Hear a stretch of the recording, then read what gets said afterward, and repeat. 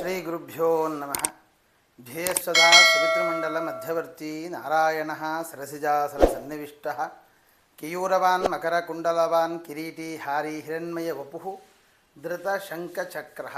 ನನ್ನ ಎಲ್ಲ ಆತ್ಮೀಯ ತತ್ಸಮ್ಮತಂ ಬಂಧುಗಳಿಗೆ ನಮಸ್ಕಾರಗಳನ್ನು ತಿಳಿಸ್ತಾ, ಅನೇಕರು ನನಗೆ ದೂರವಾಣಿ ಮುಖಾಂತರ ಮೆಸೇಜಿನ ಮುಖಾಂತರ ಈ ಸಂಕ್ರಾಂತಿಯ ಫಲಗಳ ಬಗ್ಗೆ ತಿಳಿಸಿಕೊಡಬೇಕು ಅಂತ ಅನೇಕರು ಕೇಳಿಕೊಂಡಾಗ ಈ ಒಂದು ವಿಡಿಯೋವನ್ನು ಮಾಡುವುದಕ್ಕೊಂದು ಪ್ರೇರಣೆ ಸಿಕ್ಕಿತು.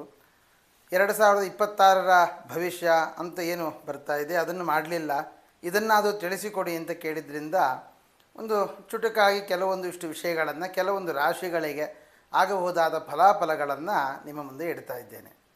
ಸಂಕ್ರಾಂತಿ ಪ್ರತಿ ತಿಂಗಳು ಆಗುವಂತಹದ್ದೇ, ಆದರೆ ಮಕರ ಸಂಕ್ರಮಣ ಅಂತಕ್ಕಂಥದ್ದು ಬಹಳ ವಿಶಿಷ್ಟವಾದ ಸ್ಥಾನವನ್ನು ಪಡೆದುಕೊಂಡಿದೆ.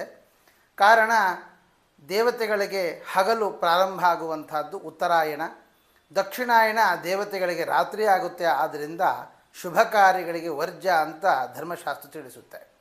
ಹಾಗಾಗಿ ಇನ್ನು ಮುಂದೆ ನಮಗೆ ಉತ್ತರಾಯಣ ಪುಣ್ಯಕಾಲದಲ್ಲಿ, ಆ ಪರ್ವಕಾಲದಲ್ಲಿ ಗ್ರಹಗತಿಗಳಿಂದ ಅನುಸರಿಸಿಕೊಂಡು ಬರಬಹುದಾದ ಫಲಾಫಲಗಳ ಬಗ್ಗೆ ವಿಮರ್ಶೆ ಮಾಡೋಣ.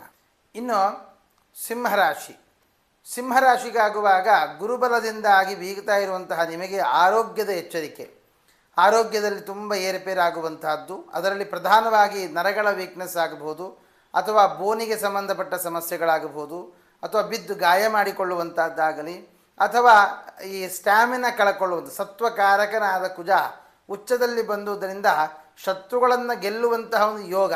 ಆದರೆ ಅದಕ್ಕೆ ತಕ್ಕ ಪ್ರಯತ್ನ ಬೇಕು. ಜೊತೆಗೆ ಅಲ್ಲಿ ಕುಜ ರಕ್ತಕಾರಕನಾಗಿರುವುದರಿಂದ, ಶನಿಯ ಕ್ಷೇತ್ರವಾಗಿರುವುದರಿಂದಾಗಿ ಬೋನಿಗೆ ಸಂಬಂಧಪಟ್ಟ, ರಕ್ತಕ್ಕೆ ಸಂಬಂಧಪಟ್ಟಿರತಕ್ಕಂತಹ ಕೆಲವು ಸಮಸ್ಯೆಗಳನ್ನು ಎದುರಿಸಬೇಕಾಗತ್ತೆ.